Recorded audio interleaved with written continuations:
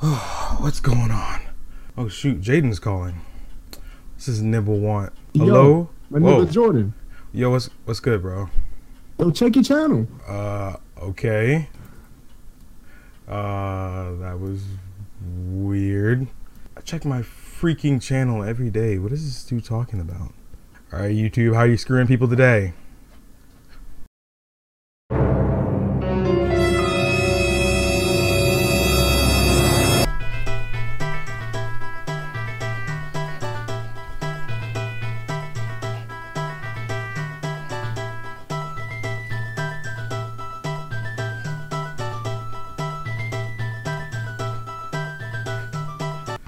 We did it, guys. That long stretch, the years it took us to do it, the years we wasted doing stuff that I knew nobody liked seeing, not listening to the viewers, all that time wasted, we finally got ourselves together and hit 1,000 subscribers. That's the thing about content creation. It's literally going hand in hand with communication between the content creator and their community. That's literally what content creation is all about. And now that I started listening to you guys, probably around maybe 500 subscribers ago, our growth has been so exponential. Our analytics have just gone through the roof. It's insane. Like literally, like we hit 800 and then like 3 days later we hit 900. No, it was like a week later after hitting 800, we hit 900. Then 2 days after hitting 900, we hit 1,000. Then the next morning after hitting 1,000, we were at like 1,030. So the fact that you guys are doing all this and we're still growing right now, we're already almost at 1.1K. That's just explosive. Thank each and every one of you new loyal knights that are here. Welcome to the Hidden Kingdom. For those of you that don't know me and are watching this for the first time, maybe you saw a friend share out the video. Hi, my name is Jordan, also known as KingdomAce. I'm also the creator of the Hidden Kingdom, but the Hidden Kingdom is literally just a family for all those people who need some place to escape to in their lives. It doesn't matter if we've never met before. We're here. This is a whole community of people that are willing to be there for you as you are there for them. And it's a home away from home. That's literally what the Hidden Kingdom is. And I'm so glad so many of you guys think that. You guys just show me so much love, and I just couldn't be more grateful about it. And alongside that, I have also some more good news for you loyal knights. That for those of you guys that don't know, I'm sponsored by TeePublic. Shout out to TeePublic, meaning that I have my own store on the website as well, where we have our own KingdomAce merch I call loyalty gear up there for any loyal knight like you guys to be able to purchase and wear and flex it for your friends in front of. And I am so proud to announce that we have a new set. Volume 2 of loyalty gear is now officially available. By the time this video is uploaded, you watching this video right now, the volume 2 edition is already up. I call it Courage and Loyalty. You guys are seeing it on screen right now. I love the design. It's really simple and really clean. I really liked it. It came out so well. Those of you guys, you can probably guess what the kanji stand for, hence the name. But it's two really big themes on this channel, because honestly, I mainly feel like you can't really get anywhere without having the courage to, make that leap of faith. And alongside loyalty, the main theme of this channel is, loyalty to one another and towards, this community. That's a big part of what this volume 2 is. And alongside that, we actually have a new thing that's coming up. Well, shouldn't necessarily call it new, but the prologue is actually now available. It is the first edition wave 1 of the loyalty gear, as you guys have seen already. It is now up. It was available at a very limited time on Teespring, and that is no longer. I'm not even working with Teespring anymore. That's done and over with. But there was a lot of people who were upset that they didn't get to experience this design. So of course, for you guys, I decided to bring this back. And now it is now a part of Loyalty Gear's prologue session. You guys can get this shirt now available. And I'm also thinking about making a prologue polo kind of design with this as well, to where it would just be the symbol on the top right of the shirt, or top left in this case. But yeah, that's what I'm thinking of. I think it's really clean. Let me know if you guys want that. That's not necessarily a part of volume 2, because I want it to be something new that you guys haven't seen. But there is more parts coming to volume 2. We have one more design that's going to be coming in volume 2 that I'm not announcing in this video just yet, mainly because y'all just need to stay close to the channel, stay tuned to videos and streams, because you never know when I'm going to drop a little hint about it. Now finally, we're into a topic that I really am scared, I guess you could say, to talk about, because there's so much of this on YouTube. I don't want the loyal knights of the Hidden Kingdom to take this the wrong way. I really don't, because you guys know how I am. You guys show so much loyalty that you guys know that I'm not just going to switch up on you guys just because we're growing rapidly. But we're growing really rapidly now. And honestly, with that being said, a lot of big projects that I want to do can't really be done without money. Money is essential to creating and funding bigger projects that we can do. And with that, honestly, I'm gonna need you guys' help too. And with that being said, it won't be like I'm just saying, hey, give me your money, or nothing like that. I work at a bank. I don't rob people. The thing about it is, though, yes, I'm gonna start pushing things like Patreon and giveaways and stuff more, because with Patreon being a big part of the channel now, I'm going to start implementing it a lot more. So you'll start hearing me mention it more frequently, and you'll start hearing about the rewards for those patrons. Now, one of the biggest things I want to say is I want each patron's name to be at the end of each video. So while the video's ending and I'm seeing my little outro and stuff, you'll start seeing your name scroll by for all you guys that start being a patron. And it's even better is I'm not going to make it so where you have to donate at least $5 or $10, $20 just to have your name appear at the end of the video. If you support my channel in any way, in at least $1, that's all it takes to have your name at the end of the video, just to show your loyalty. Because I know a lot of y'all like to flex, especially a lot of you Twitch subs. A lot of you guys like to flex with your little symbols and emotes and stuff like that. But yeah, so y'all will be able to flex by having your names at the end of those videos. That way the entire Hidden Kingdom will know what you do and help me out. So of course, each and every one of you guys that are becoming a patron after watching this video, or while watching this video now, I thank each and every one of you. Honestly, there's so much I want to do for this channel, and me working isn't enough to just do everything I want to do. And again, that's why I'm going to need your help. Like I've always said in the streams, the Hidden Kingdom is like another family to me, and families stick together and we help each other out. So don't think I'm just not going to give you guys back. So what if you may not want your name in a video? So what?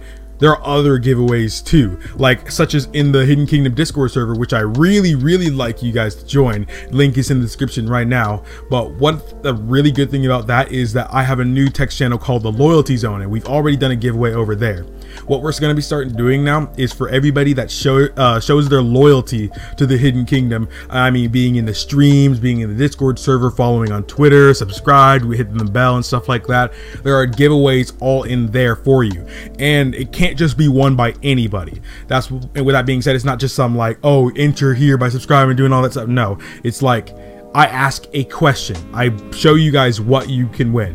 Then I ask you guys a question. Like say this time it was, what was your favorite KingdomAce video or stream? But next time I'm probably going to do something like, I don't know, when did this become a meme? What was the day that Blaze and I streamed? Or what day did KingdomAce hit 1,000 subscribers? Things like that, to where you wouldn't just know it just by, just trying to look it up. A lot of you guys that were there would know that day. And of course, there are other ways to do it, because such as all my streams are unlisted. So there is a way to find the unlisted streams, but I'm not going to say it. Some of you guys already know how to do that, but this is a real test to all the loyal knights who are really trying to show their loyalty. So if you can answer questions like that, definitely when the loyalty zone giveaways start coming up, it'll be right there for you guys to prove your loyalty and, end up becoming, a winner. So again, shout out to the first winner of Veneto. Shout out to the boy. He won the first $20 Steam gift card. That was really good. I'm really glad he won. That was all good. Now it's time for the meat of this 1,000 subscriber special. Yes, since 600 subscribers, you guys know I have been not doing this when it should have been something simple. But we are, yes, doing a Q&A. And this was something I was really skeptical to do back then, because even though there were more Loyal Knights there was a good amount of them. I was scared that we weren't going to get that many questions, but we had a lot of questions and I couldn't do them all. But I picked out around 40 or so that we can all do, so I'm gonna answer them. So let's get it. Alex74 asks, how does it feel to have 1K subs? It feels really good. It feels like the work you're putting in is finally paying off, and that people actually care about what you say. Like, I can have an opinion about something, or when something new comes out, someone out there in this big world is wondering, oh, I wonder what KingdomAce thinks about this, or I wonder what KingdomAce has to say about that. Things like that. That's how being at 1K feels, and I couldn't imagine how people with 100,000 or 1,000,000 people feel right now. But I'm gonna get there. We gonna get there. No worries. My boy Jaden2602 asks, best Zelda character. Now, I've actually debated this for a while now within my own self. Now, there are a lot of characters in The Legend of Zelda, a lot that are really, really cool, really unique, and honestly just really powerful in general. Now, I have probably about 3 favorites that it's really tough for me to actually choose between, but I guess if I were to have to say one, I'd probably say Daruk from Breath of the Wild. He's a really unique character. He wasn't just like the average brother, I guess you could say, kind of Goron that we see in the Zelda games. He was really cool, unique with his Daruk's protection, and how they were friends before they even became champions, and how he progressively, met on normal circumstances with Link and became, really good friends with him. I really like the relationship they have, and I really like Daruk in general and the legacy he left behind. But good question, Jaden. I really appreciate that. Sora asks, will you marry me? No. Gitma the Samurai, my boy. He asks, hey Ace, have you ever gonna play Golden Sun? I assume he's asking me if I'm ever gonna play Golden Sun. Now, Golden Sun was a game that came out a long time ago that I wanted to play because I believe there was a reference to Golden Sun in Mega Man Battle Network 4. Or there was some type of thing about it, like if you had data on your Game Boy or something like that, or if you took out the game, like if you were in the game of Mega Man Battle Network 4 and you took out the cartridge and put in Golden Sun, you'd get like some Golden Sun version of Mega Man or something like that. Correct me if I'm wrong. I probably have no idea what I'm talking about, but that's where I first heard of Golden Sun. And I know Gitma's a good fan of Golden Sun, but I don't know anything about it. I don't know anything about Golden Sun. It's not really on my backlog, but if enough people recommend it, then I'd be glad to stream it. But I can't really see it being a game I'd play on my own right now. I've got a lot of games I'm playing on my own right now. I'm Bananas asked, who is your favorite character to play in Smash? My favorite character, believe it or not, is actually Link. When I played Smash, because I don't really play Smash that often anymore, but when I do play Smash, I'll more than likely play Link, mainly because like one of my favorite video game characters, and he's great. Honestly, he's just great. He may be a little bit slower. I mean, I think he's pretty fast. His attacking scheme and everything is just really cool. I just love Link. I love Link. All right, that's just pretty much it. I love Link. But thanks, I'm Bananas, for the question. Yoshi Egg is trying to recover and says, what is your favorite Mario enemy? If I were to say my favorite Mario enemy, that's a really big question, mainly because there's a lot of enemies I don't know in Mario in terms of, I guess you could say, bosses. I know what a lot of them look like, and I know what games they're from, but at the top of my head right now, I don't really know them. But I'd probably say one of the most fun enemies to fight in Mario was Petey Piranha in Super Mario Sunshine. That version of the fight, that was really fun. I really liked that, and I felt like, like when y'all fell through the roof and it was actually time, like you knew, all right, only one of us getting out of here, it's time. I thought that was so clean. I love it. Petey Piranha is awesome. Alex says, what's your favorite series other than Zelda and Kingdom Hearts? Wait, is it one question for a person? Yeah, it's one question for a person. And actually, during this video, I've already skipped some repeats, but you're okay, Alex. This is a pretty good question. What's your favorite series other than Zelda and Kingdom Hearts? I am a big Persona fan. I really like Persona, and I really like Steins Gate, the visual novel series. I think it's really good, but I'm a big Telltale fan in general. It's hard to pick, mainly because I'm a big story person, and when they put story, I don't care if it's a visual novel, it's a good series. But I'd probably say if not Persona, I'd probably say the Zero Escape series. That was so good. Absolutely good. I know people got a lot of crap to say about Zero Time Dilemma, but I liked it, all right? I thought it was fantastic. The animation was a little weird, but I liked it. I liked it. It was absolutely fantastic. My boy Pain Domination says, last stream you wanted to branch out. Last stream you said you wanted to branch out in type of games you stream or record. Do you have any plans on starting non-Nintendo games anytime soon? Now, a lot of you guys know, unless you guys are new, in other case, hi, but we do a lot of Nintendo content over on this channel. That mainly just because I love Nintendo. It was a company I grew up with. It was the main systems I had as a kid, and it's just, I love Nintendo. But I'm also a really big PlayStation fanatic too, and I play a lot of PC too. But absolutely yes, I do have intention on making videos. Specifically videos. I'm not too sure about streaming yet, but I do have intentions on starting up videos about games that I play and stuff like, you know, Final Fantasy. I'd love to make videos on. That's why I'm trying to familiarize with myself with the series more. I'd love to talk about Rainbow Six, because in my opinion it's one of the best shooters I've ever played, so I'd love to talk about that. And of course I'd like to talk about Fortnite and things like that. But yes, I'd like to branch out to other games, Persona, all these other series that isn't Nintendo. I'd love to branch out to it. But for streams, I'm not too sure yet, but we'll just have to see. Stay tuned. Now for my favorite Zelda game, I'd say it's a really tough choice between A Link Between Worlds for the 3DS and Breath of the Wild. As you guys know, I wasn't the biggest fan of Breath of the Wild at the beginning, but after replaying the game, I honestly think it's a treasure to the series in general. But it's a really hard choice between the two, and I honestly don't think I'd be able to choose one. So if you haven't played through either of those games, or have only played one, I highly recommend playing both. They're both fantastic and gave you one of the biggest adventure feeling in the world. I love a fantasy video game to where I feel like, wow, I'm really diving into this world. That was an amazing feeling, and both games completely made me feel that way. Now for favorite boss, it's actually from neither of those games, and I'd have to say my favorite boss is the ancient automaton Koloktos. That is a really good boss fight in Skyward Sword. For those of you guys that don't know, he's like this big, he's the 5th boss in the game in Skyward Sword, and he's like, they give him like a giant robot, I guess you could say. I want to say an automaton, but you guys know that already. But pretty much he has 6 arms with different weapons, and you pretty much have to cut off his arms and use his weapons against him. And I thought it was so unique, and I really felt like I was in an arena, and only one of us is coming out alive. It was time, and I thought that was an amazing boss fight. It stuck with me all these years, and I just love it to death. I love that fight.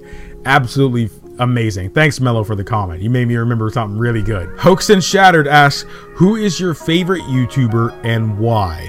Now, this is a tough question for me too. As a lot of you guys know, since I mentioned him a lot, one of my favorite YouTubers is Corey Kenshin. Now, Corey Kenshin was a very big inspiration for me to start being myself and pursue editing more intensively. As you guys know, as you know, recent videos have been, for the last like 6-7 months, and that's something Corey Kenshin really instilled in me, and something that I know I'm just gonna take even further now. But there are a lot of things Corey Kenshin does, no beef with him, because I'm like probably the biggest Corey Kenshin fan there is. Corey Kenshin's literally on my TV right now, like I'm not even joking. But Corey, I don't like his consistency, and I feel like that's literally rubbed off on me in some way, because you guys shouldn't have to wait 2 weeks for every video, because yes, my editing is intensive and takes a lot of time. It takes hours and hours, but it should not take 2 weeks or a week for a video. But that's pretty much where that's come from. But I'd probably say in the top 5 favorite YouTubers would be Corey Kinchin, Jay from the Cub Scouts, Burleezy. Yeah. Honestly, that I'd say Narcoleptic Nugget again too, but that's still only B4. But and Nico B. Okay, yeah, that's a solid 5. Those 5 YouTubers meant a lot to me and do a lot for me, and I just really appreciate all of them. They're great YouTubers, absolutely fantastic. If you haven't seen their stuff, you gotta check it out. Really, really good. DStorm56 asks, what got you into Dragon Ball and what is your favorite arc? Now, the thing about watching Dragon Ball, I actually didn't grow up with Dragon Ball or anything like that. I actually watched Dragon Ball my 11th grade year in high school, and what made me actually do it was because around that time I had just finished Naruto. Maybe it's probably been about maybe 3, 4, 5 months since I finished Naruto, and there was a big part of me that was like, okay, I finished Naruto, but I'm caught up with it now, so what do I do now?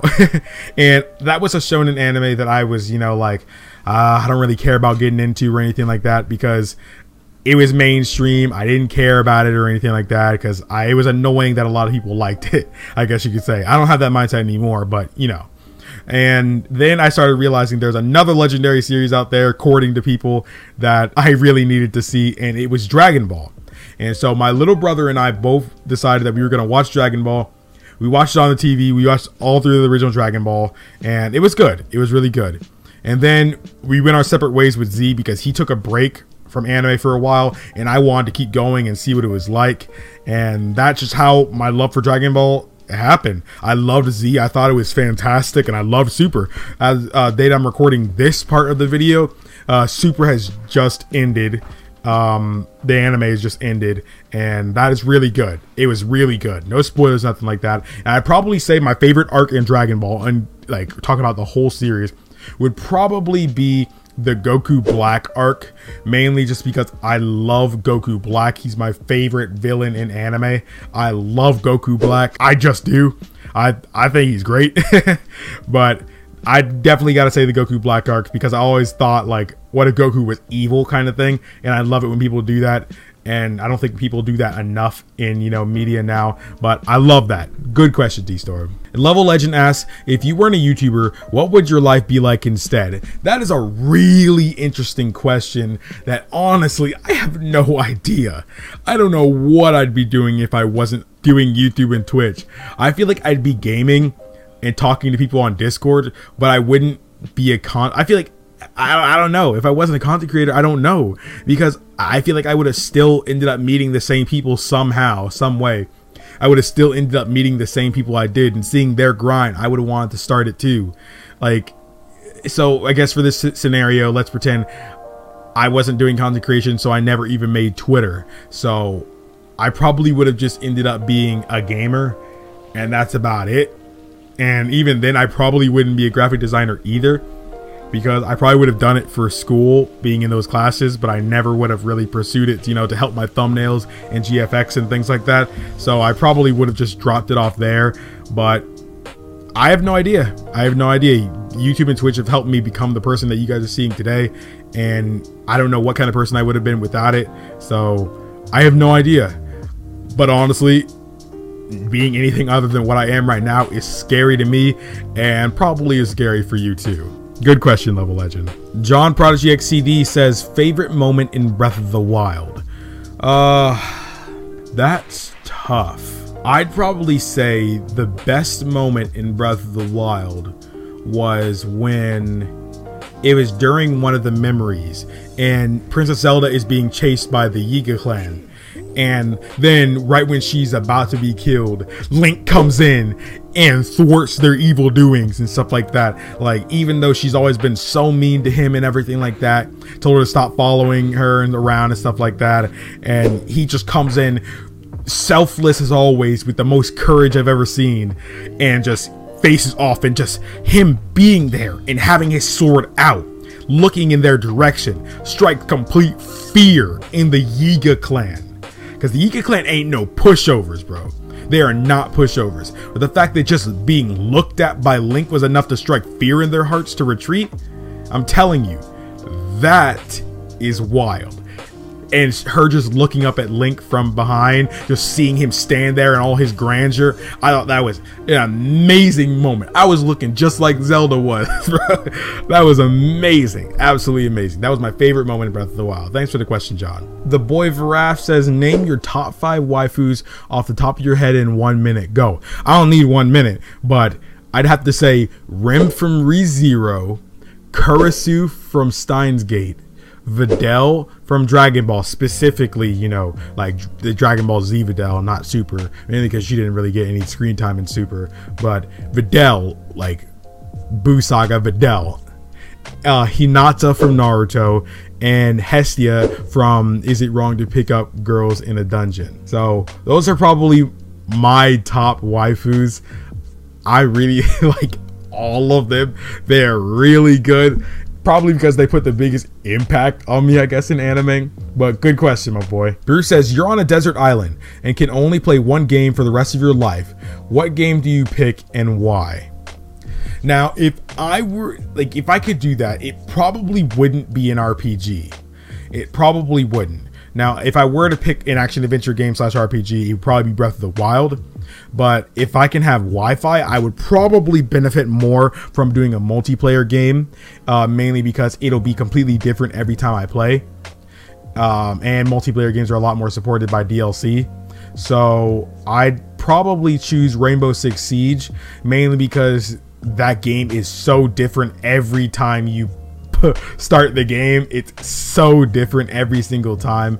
I really like that game and I don't really get bored of it. The only time I stop playing it is, you know, because I feel like when I play a game too much, I get bad at it. So I'd probably have my breaks in between gaming in general if I was on the desert island. But if I got Wi-Fi and I can play this game, I'd probably choose, if I'm able to play a game in general, I assume I'd be able to, you know, play a console game. So there's got to be some type of Wi-Fi or electricity. So I'd probably choose Rainbow Six Siege. The Snivy Cynical says, what were you like in the past before you became Good Guy Jordan? Not this Jordan. Not Good Guy Jordan after all. Not at all. I'd say think of the opposite of what I am now in every way.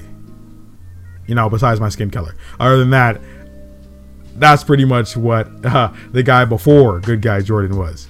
Jeremiahson says, where do you see your channel, this includes YouTube and Twitch as a whole, going by the end of the year? Now, I've said this a few times on live streams that I am not going to put a limit on what the Loyal Knights want to do for the Hidden Kingdom. I will not put a limit on it. I will go wherever you guys would like to take me. If y'all want to hit 10K this year on YouTube and, you know, say 10K on Twitch too, if y'all want to hit that by the end of the year, then let's get it. If y'all only want to hit 5K, y'all want to hit 100K, hey, I'll accept whatever support you guys want to give me, I'll accept it. So that's where I see my channel going, and I see this channel hitting every goal the Loyal Knights set it out to go. If we set out for a goal, then I know we're gonna reach it. But what that goal is, it's gonna be too many. We already hit one, so why can't we hit another? So I know we're gonna hit every goal we work to achieve. So that's pretty much my answer to that. Thanks for the question, Jeremiahson. Now, the kid Spot, he DM'd me while we were in a VC. He had said, answer my question on your Q&A. Where do you see your YouTube career in the next 5 years? Now, this is similar to where Jeremiahson's question had asked, where do I see myself being at the end of the year? Again, I'm going to answer this the same way. I'll let my channel be wherever God and the Loyal Knights will allow me to go. So if y'all want to get me to 100,000 by 5 years from now, if y'all want to be at 1 million in 5 years, let's get it. That's all I gotta say. I'll go wherever y'all are trying to lead me to. So that's my answer. Now, Joey asked me, hey Jordan, what motto do you live by and what standards do you like to set for yourself to keep a positive spirit in content creating and life in general? My Q&A question. Now, that's a really good question, Joey. The motto I live by is having courage and loyalty in everything you do and walking by faith and not by sight. That is a really big thing that I live by personally. It keeps me positive because it doesn't matter what the numbers say or how many comments are there. That if you put in that 100,000 subscriber work, then that's the kind of, you know, output you're gonna have. That's how much you're gonna get. So if you put in the work for 100,000 subscribers, you're gonna get 100,000 subscribers, no matter what things look like. Don't worry about what things look like. You don't even need to look at your analytics. Don't look at your analytics, because you're not trying to plant a seed of doubt in yourself. Just walk by faith and not by sight. Don't go by what you see and don't go by what you feel. Nothing like that. Feelings will mess you up. But I also think courage and loyalty are something really big for me, because it's hard to grow on YouTube and content creation in general alone. Yes, people do it, but I think a lot of people can go much further if they don't do it alone. Even Zelda says it's too dangerous to go alone. So I do think having courage to actually give things your all and be yourself in YouTube is a big thing. What, keeps, you in higher spirits, because you're going to have a lot more fun doing what you do. And being loyal to what you do and don't give up no matter what people say, that's the loyalty. That's a big thing. Honestly, that goes not just for content creation, but life in general. You got to have courage to take that next step in life, and you got to be loyal to those who support you. If they support you, then you got to support them back. You got to appreciate that. Let them know you appreciate them. So that's my motto that I live by for both my IRL life and online life. But that at last is the end of the 1,000 subscribers special. So I really want to say thank you guys so much for watching.